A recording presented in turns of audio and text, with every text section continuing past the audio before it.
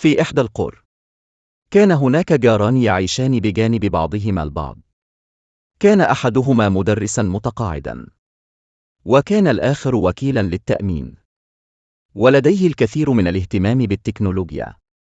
كل من المدرس المتقاعد ووكيل التأمين زرع نباتات مختلفة في حديقتهما. كان المعلم المتقاعد يعطي كمية قليلة من الماء لنباتاته، ولم يعطها اهتماما كاملا، في حين أن الجار الآخر المهتم بالتكنولوجيا أعطى الكثير من الماء لنباتاته ورعاها جيدا. كانت نباتات المدرس المتقاعد بسيطة ولكنها كانت تبدو جيدة، وفي المقابل كانت نباتات وكيل التأمين أكثر اكتمالا وأكثر إخضرارا ونضارة. وفي إحدى الليالي جاءت عاصفة صغيرة فهطلت أمطار غزيرة وهبت رياح قوية. حين حل الصباح خرج كل الناس ليتفقدوا ما تسببت لهم فيه العاصفة الصغيرة من أضرار. وككل الناس خرج الجاران المدرس المتقاعد ووكيل التأمين ليتفقدا الأضرار التي لحقت بحديقتهما. رأى الجار الذي كان وكيلا للتأمين أن نباتاته انقلعت من الجذور ودمرت بالكامل، بينما نباتات المدرس المتقاعد لم تتضرر على الإطلاق وكانت ثابتة.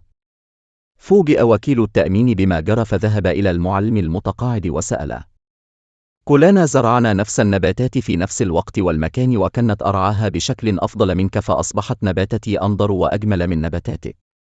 ولكن بعد العاصفة حين نظرت إلى حديقتي ونباتتي رأيتها قد تدمرت بشكل تام، بينما بقيت نباتاتك ثابتة، مع أنني كانت أرعاها أفضل منك وأدلها وأعطيها المزيد من الماء والعناية الكافية وزيادة.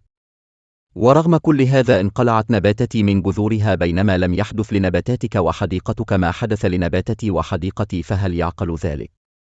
وكيف حدث هذا ولماذا؟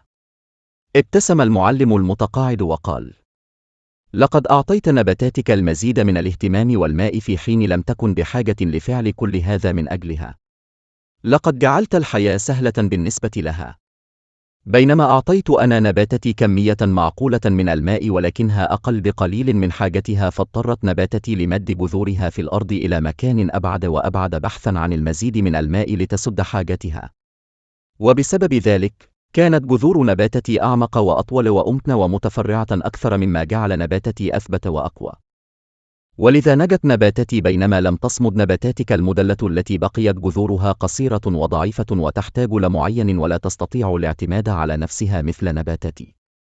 العبرة المستفادة من القصة: هذه القصة تدور حول التربية الأبوية، حيث نجد أن الأطفال مثل النباتات، إذا تم تقديم كل شيء لهم فلن يدركوا قيمة ما يمتلكون ولن يسعوا إلى العمل الجاد للحصول على ما يحتاجون، وسيبقون متكلين على سواهم ولن يستطيعوا مواجهة الحياة وأعبائها، ولن يعوا ما يتطلبه الأمر لكسب هذه الأشياء والاحتياجات، بل لن يتعلموا العمل بأنفسهم واحترامه وتقديره.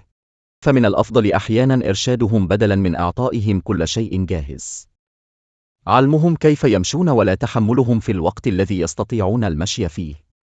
نعم، لا تتركهم يتخبطون أو يسيرون في أي طريق، ولكن امش أمامهم ودعهم يتبعون خطاك. مع تحيات الأستاذ لطفي إتلتلي.